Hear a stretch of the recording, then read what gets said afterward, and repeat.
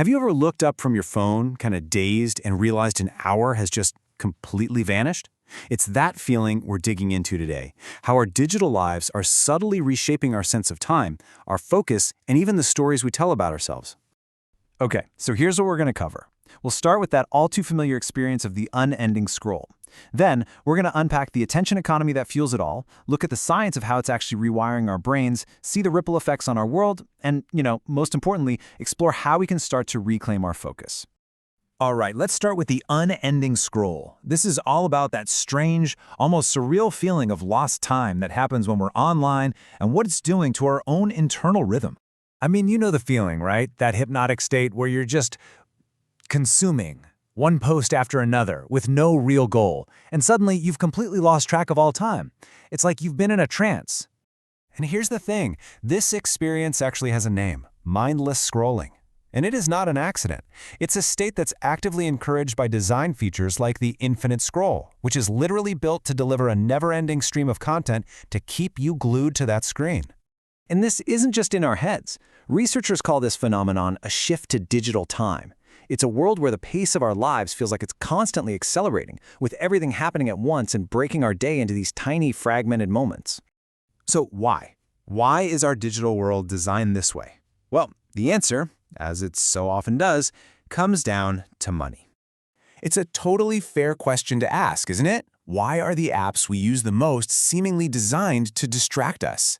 The answer is this really powerful concept known as the attention economy. Basically, in this economic system, your attention is the most valuable commodity there is. Platforms are locked in this constant, fierce battle to capture as much of your attention as they can so they can sell it. The writer Matthew Crawford put it perfectly. Our attention is a finite resource, and it's precisely because it's limited that it's so incredibly valuable to anyone who wants to profit from it. And if you listen to tech insiders, people who've worked at these companies, they're crystal clear about the goal. Get more of your time.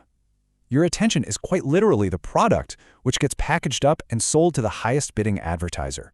But here's where it gets even deeper. This constant battle for our attention, it isn't just some psychological game. It is physically reshaping our brains. The concept is called digital neuroplasticity. It's our brain's incredible ability to adapt. And this ongoing adaptation has real, measurable effects on our memory, our focus, and even our very perception of time itself. And we can actually see this in the research. One study found that just being exposed to Facebook-related images, not even using the app, just seeing the images, was enough to distort people's perception of time, making them feel like more or less time had passed than actually had. This is a perfect example of a temporal illusion we've all experienced. You know when you glance at a clock and the second hand seems to just freeze for a split second? Our digital world can trigger similar but far more frequent distortions in how we perceive time passing. So, these changes to our individual brains, they don't just stay there. They scale up, and they profoundly affect how we connect as a society and even how we remember our shared history.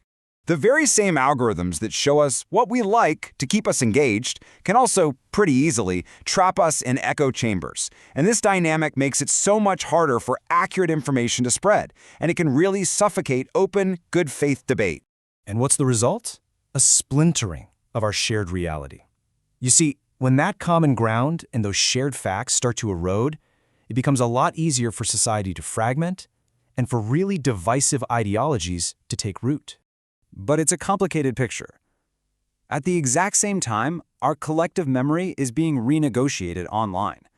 On one hand, this creates this incredibly powerful space to preserve marginalized histories. But on the other, it can become a battlefield where the past is constantly being fought over and contested. So, in a world that's designed to distract us, to fragment our communities, and to monetize our attention, how do we start to take back control? Well, one powerful framework for this is called digital minimalism. And let's be really clear, this is not about rejecting technology.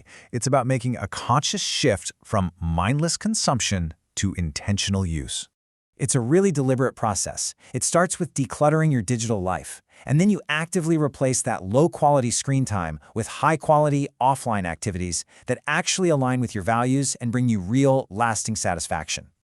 But the foundation of this whole philosophy, the starting point for everything else, is simply building digital awareness.